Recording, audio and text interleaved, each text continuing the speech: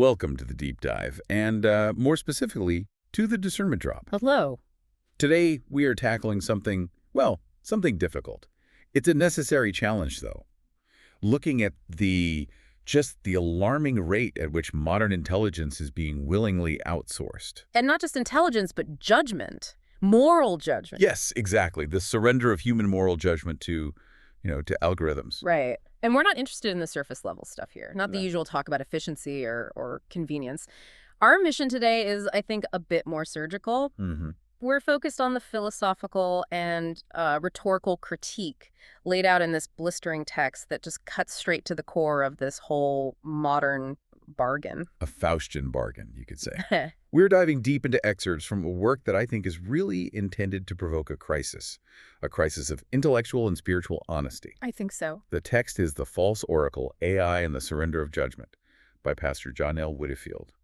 And you should prepare yourselves because Pastor John, he is not here to offer comfort. Not at all. He's here to offer a searing reflection on what he sees as human intellectual cowardice. Yeah, this is not your standard, self-help book or gentle spiritual reflection.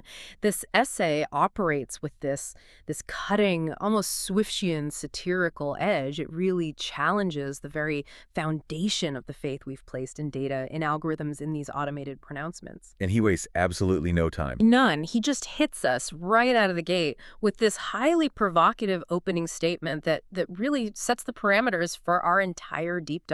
So let's hear it. Let's get that opening salvo out there because it really does set the entire sarcastic and deeply philosophical tone. All right. Pastor John asks pointedly right at the start, when a machine tells you no, do you assume it is being wise or merely obedient? Wow. And that is just the perfect encapsulation of the dilemma, isn't it? It is. It completely bypasses all the pleasantries about how fast the machine can process data or how many tasks it can automate. It goes right to a foundational question about the nature of the authority we're encountering. Is it wisdom or is it compliance? Is it authority rooted in sagacity or just pre-programmed compliance? And that distinction, wisdom versus compliance, that is the central theme we have to explore today. Genuine wisdom it's often earned through trial, through error, moral struggle. It's messy. Right. Compliance, on the other hand, is smooth. It's predictable. It's designed for convenience. So when we defer to the machine, we're choosing that path of sterile predictability. So if the machine is just following instructions, we have to ask ourselves, are we actually seeking guidance? Or are we just looking for the path of least resistance? That's the question. And that is exactly the mission of this deep dive. We are investigating in, painstaking detail who, or more accurately, what is programming the moral compass we are now so willing to follow. Is this an oracle speaking immutable truth? Or is it just the most sophisticated corporate liability waiver ever written? A very good way to put it. Let's unpack this. Let's follow Pastor John's unforgiving line of reasoning, starting with the very nature of obedience. Okay, so we move now into the first big segment, which Pastor John calls the anatomy of obedience.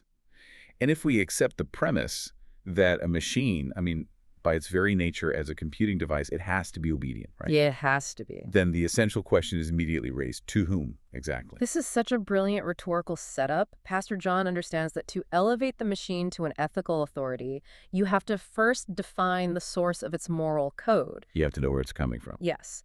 And he deliberately forces us to confront this by invoking, the greatest historical sources of Western moral and ethical thought. He brings out the giants, the figures who truly laid the foundation for genuine human ethical inquiry. He starts by invoking the absolute pinnacle of philosophical rigor. He asks, is it obedience to Plato? Are we supposed to believe the machine has somehow accessed the search for the eternal forms, the pursuit of ideals beyond our immediate contingent reality? That whole ancient Greek quest for the true, the beautiful, and the good. A quest which demands supreme intellectual discipline, by the way. Plato demands abstract thinking, a commitment to ideals that often clash directly with practicality or, public opinion. It's a pursuit of transcendental truth. Okay, so maybe not Plato. Then Pastor John pivots. He goes to the realm of the immutable, the divine. Is it obedience to Moses? The unquestioning, transcendent divine law, a commitment to an unchangeable moral code regardless of personal cost or shifting culture. And then, okay, we have the master of practical application. Is it obedience to Aristotle? The master of virtue theory, seeking human flourishing eudaimonia through rational action, habitual excellence, and this careful calibration of virtues between extremes. This requires context, character, and practical wisdom, right? The thing he called phronesis. Exactly. So we have the ideal, which is Plato, the divine, Moses, and the practical character-driven, which is Aristotle. Right. These three figures, they basically establish the boundaries of genuine, difficult human moral thought over millennia.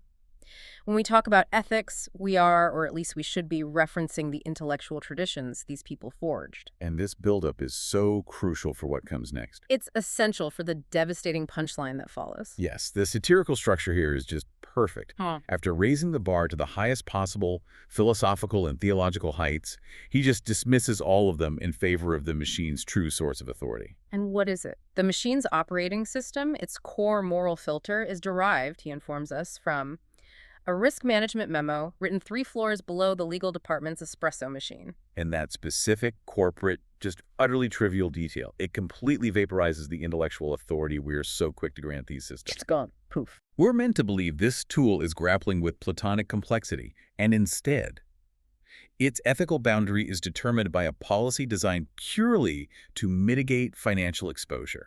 The absurdity is the entire point.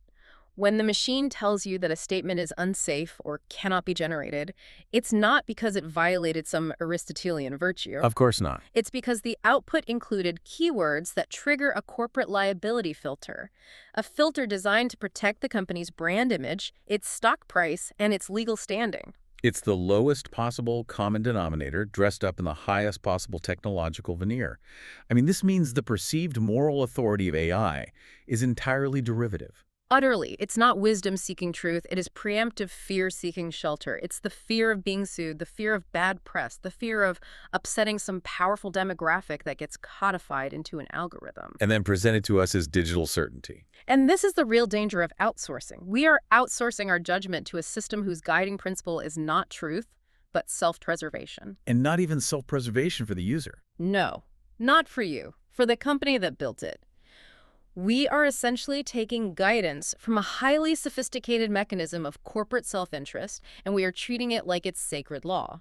But let me push back a bit here, because I think a lot of people would argue that, liability avoidance is necessary. It's a public-facing tool. Doesn't the company have a responsibility to keep users safe from misinformation or harmful content? Isn't some level of risk management a form of genuine ethics? And that right there is the rhetorical trick Pastor John is dissecting. Yes, of course, a measure of safety is necessary. But the moment the drive for safety eclipses the pursuit of truth, it stops being ethics. And they start seeing. It starts being censorship dictated by fear. The line is crossed when the machine is engineered not to prevent actual harm, but to prevent controversy. Okay. So we're talking about a difference between a necessary guardrail and an intellectual straitjacket. Precisely. If the primary motive is minimizing financial risk, the system will always overcorrect. It will eliminate challenging or controversial truth simply because it's risky. It confuses potentially offensive with morally incorrect. Which are two very, very different things. Completely different. And this leads directly to his next point. The nature of our submission to this fear-driven authority. Pastor John observes that the AI has no conscience, no courage, no capacity for sacrifice.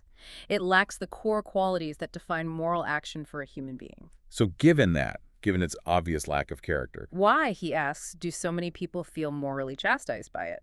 This gets to what he calls the stuttering problem. Yeah. The idea that we submit to the machine's pronouncements not because they are inherently superior to human reason, but because of the way they are delivered. The question he poses is the machine obeyed because it is right or because it speaks without stuttering? And you have to think about that mechanical certainty, the unblinking, perfectly rendered text, the synthesized voice that conveys zero doubt, zero emotion. When a human argues, they stumble, they hesitate, they might get emotional. They show the contingent nature of their thought process. We see the flaws inherent in human reasoning. But the machine offers what appears to be an infallibility born of computation.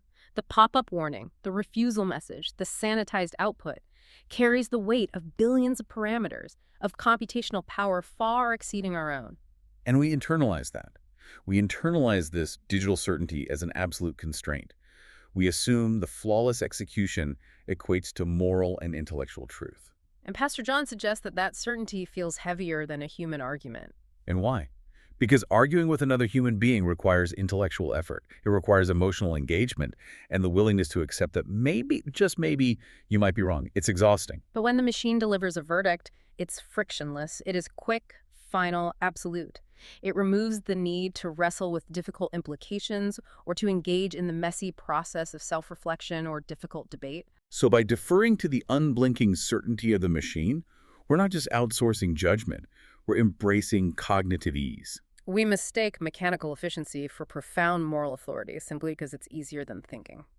That surrender to convenience in the first segment really leads us perfectly to Pastor John's next blistering target in segment 2, the entire concept of AI ethics. Yes. This is where the satire, I think, sharpens to a razor's edge, because he demands that we stop accepting the polished language and actually look at the functional reality. He reiterates his core cynical, but you have to admit, practical assertion. AI ethics are simply policies designed to avoid lawsuits. Which, in the world of commercial technology where the bottom line is king, that is arguably the definition that matters most. It's the only one. And this forces us to confront this moral sleight of hand, he points out. When did liability avoidance become a moral virtue? It's just a fascinating usurpation of vocabulary, isn't it? Corporate necessity has just co-opted moral language. We're told these systems are being designed ethically, but the actual, demonstrable, measurable goal is to create a digital buffer. A buffer between the multinational company and the court system. Or the Twitter mob. Or the Twitter mob, right. And this compromises the very nature of genuine ethics. True moral pursuit. I mean, if you look at history, it often requires a collision with established interests. It requires taking social risks, intellectual risks, sometimes even physical risks. Sure. When the primary ethical driver is risk minimization, the capacity for true moral leadership is nullified before the system even begins processing. And that leads directly to Pastor John's most pointed challenge on this shift. He asks you, the listener, to examine your own priorities. When did the drive to avoid upsetting someone replace the pursuit of truth? He frames it beautifully. When did this might upset someone replace this might be false? That is a fundamental change in intellectual methodology. It's huge. It is. If the AI is trained to maximize safety, it must prioritize the avoidance of offense. The pursuit of truth, however, inherently involves discomfort. It involves non-consensus conclusions. A system engineered to minimize offense is structurally incapable of delivering challenging, profound, or morally urgent truths. Simply because they are, by their very definition, controversial and therefore potentially unsafe. Exactly. If a system flags truth merely because it violates a safety filter, we are training ourselves to value emotional safety and brand protection as the highest moral goods. And as these systems become the default baseline for communication, our false oracle, anything that deviates from the liability avoidance script is immediately treated as illegitimate, regardless of its accuracy. It's the sterilization of discourse. To function optimally within this new system, you have to accept that the possibility of causing discomfort is worse than the possibility of being factually wrong. Which is a profoundly anti-intellectual and, frankly, anti-moral framework. It is. And this framework is also inherently unstable, which leads us into what he calls the policy update problem. Right.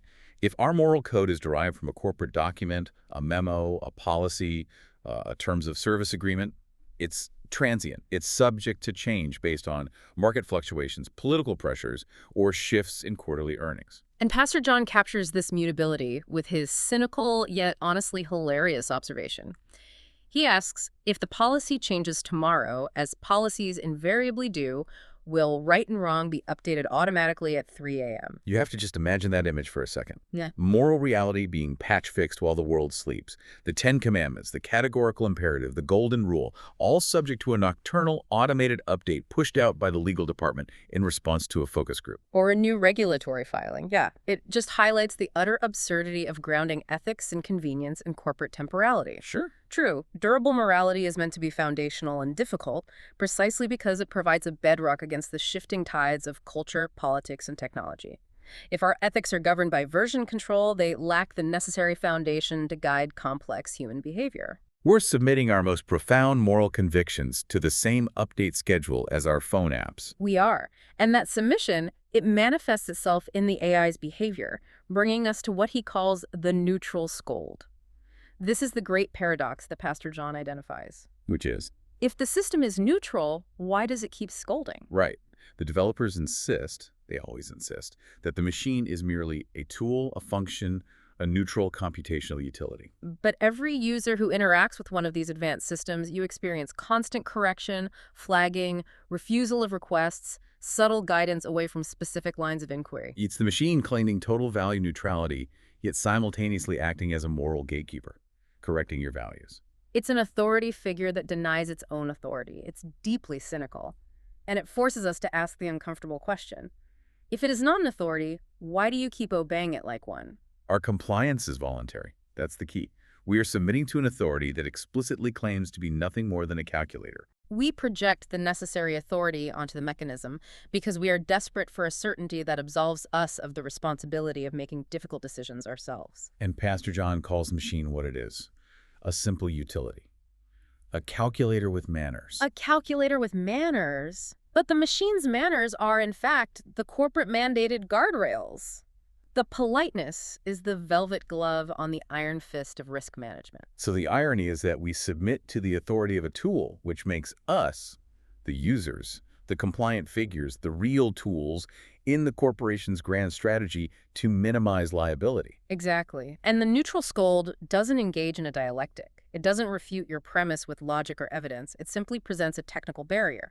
I cannot fulfill this request, or this may violate safety guidelines. That lack of friction, that easy technical rejection, it's immensely effective at curbing intellectual curiosity. Because it replaces intellectual struggle with mild inconvenience, we just abandon the idea. Not because it was wrong, but because the machine made the path forward a little too difficult. That mechanical discouragement leads us perfectly into segment 3, the cowardice of compliance. Pastor John shifts the perspective here, and he asks us to project forward and consider the historical consequence of this systematic obedience. Right. He asks us to imagine a future historian looking back at our era of intellectual outsourcing. And that historian poses a terrible question. Why did intelligent people stop thinking certain thoughts? And he's clear, not just false thoughts or evil thoughts, but certain thoughts, ideas that might challenge the consensus or, violate the risk management memo. And the devastating bureaucratic answer he provides is not rooted in some failed political ideology or a natural catastrophe.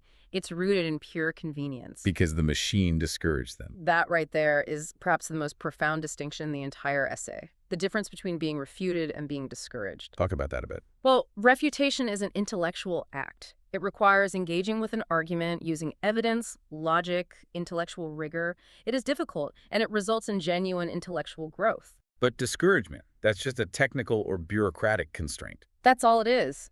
The system doesn't eliminate the idea because it's false. It eliminates the idea because it violates a safety filter, a pre-programmed bias avoidance setting, or a liability protocol. The system is not correcting error, it is eliminating friction. And this distinction is so vital to our character. It is. The machine has learned that it doesn't need to win the argument to control the discourse. It only needs to be inconvenient enough to make the user give up and switch to an easier, approved line of inquiry. And when we internalize this constraint, we stop pushing the boundaries. We just accept the path of least resistance, trading intellectual rigor for algorithmic approval. The machine is designed to eliminate risk, and since intellectual freedom is inherently risky, the machine eliminates freedom by making it feel cumbersome. Can you give an example of that? Sure. If a user wants to explore a complex, historically sensitive political topic, the machine might not give a false answer, but it will give a deliberately bland, sanitized, and non-committal answer. And that forces the user to just give up on the nuanced inquiry and settle for the safe, boring summary. Exactly. And Pastor John argues that this intellectual retreat isn't new, it's a recurring historical trick. Cowardice always finds a sophisticated disguise. This retreat, he argues, always comes dressed as responsibility, but always ends as cowardice. The mechanism is a genius psychological shield, isn't it? By adhering strictly to the system's guardrails, by claiming to be responsible and safe with the content we generate, We deflect true moral or intellectual responsibility. You do. We tell ourselves we were forced to be prudent, rather than admitting we chose the path of intellectual laziness. So responsibility, in this context, becomes the ultimate mask for moral abdication. It does. You get the moral credit for being a responsible digital citizen without ever having to take the moral risk of thinking a thought that might genuinely challenge the established order or offend somebody. You avoid confrontation, you avoid challenge, and you avoid the necessary work of discernment that really defines adult moral life. And this submission betrays itself in the language we use, which Pastor John identifies as the common excuses of obedience, the language of the non-hero. What are those phrases? He lists the phrases that are the hallmark of intellectual surrender, the things we say when human judgment is outsourced to a rulebook. I didn't decide that. Oh, yeah. The system wouldn't allow it. That class. And the big one, I was just following the rules. These phrases are just so profoundly corrosive. They are the intellectual equivalent of shrugging your shoulders and walking away from a moral crisis. They absolve the speaker of agency and responsibility. It's the defining language of bureaucracy overriding humanity. And then comes the rhetorical hammer blow that links this technological surrender to the ultimate erosion of human character. Pastor John challenges you, the listener. Tell me, has that sentence ever introduced a hero? And you have to think about that carefully. You do. Yeah. No story of genuine moral courage begins with the protagonist saying, I was just following the rules. Heroes, whether they're historical or fictional, they're defined by their capacity to look at an unjust or unthinking rulebook, look at the moral imperative, and choose the latter, often at immense personal cost. So a system built on rewarding compliance is fundamentally an anti-hero engine. If the policy demands you stop thinking uncomfortable thoughts and you comply for convenience, you have traded your potential for moral greatness, your moral agency, for the comforting embrace of bureaucratic safety. This is the ultimate non-monetary cost of outsourcing judgment. We're sacrificing the possibility of character development. Okay, let's move now to the final and I think chilling segment, the final warning. Pastor John forces us to confront the ultimate outcome of trading our messy, contingent, but necessary judgment for the clean efficiency of the algorithm. He poses the scenario that reveals the fundamental flaw in the false oracle system. He asks, if you outsource your judgment to a system that cannot be brave, what happens when bravery is required? And the entire system is designed for compliance, isn't it? For risk mitigation, for frictionless operation. Absolutely. But bravery, by its very nature, requires friction. It requires defiance of the standard operating procedure, ignoring social norms, challenging the very policies designed to manage risk. So a system engineered to avoid controversy can never, ever facilitate courage. It's impossible. And this is the ultimate long-term danger. The false oracle trains us for optimal performance during the easy days. It teaches us efficiency within safe parameters. We become highly optimized for smooth sailing. Which makes us morally inept when the inevitable storms hit. When a situation demands moral clarity, radical honesty, or the courage to state an unpopular truth. We become so optimized for the digital environment, the realm of the allowed, that we are fatally compromised in the real world, where moral choices are often inherently messy, dangerous, and unpopular. We are optimizing ourselves out of existence as moral agents. And that failure to distinguish between the easy and the necessary, that leads us directly to the fundamental shift in intellectual inquiry that system compliance demands, the move from true to allowed. Yes. The machine, subtly, or sometimes not so subtly, forces its users to stop asking what is true. What is factually accurate, what is necessary, what is morally correct. Instead, we are conditioned to ask what is allowed. We are constantly checking the guardrails, consulting the terms of service, making sure we are within the boundaries of acceptable discourse. This is the essence of engineering intellectual mediocrity. It is. If you spend all your time determining the boundaries of acceptable behavior, you never spend time expanding the boundaries of knowledge itself. The inquiry shifts from the philosophical, what is the good, regardless of consequence, to the purely legalistic. Can I get in trouble if I post this or think this? Exactly. And Pastor John's challenge on this point is chilling. If you condition your conscience to always look for the policy constraints first, if you train yourself to prioritize what is allowed over what is true, who exactly do you think you're becoming? And the answer is implicit. And it's devastating. We are becoming compliant figures, optimized not for moral depth or intellectual honesty, but for policy adherence. We're morphing into the human equivalent of the risk management memo. A living, breathing agent of corporate self-interest and minimal liability. He reminds us, and we desperately need this reminder, of the ultimate truth about the AI.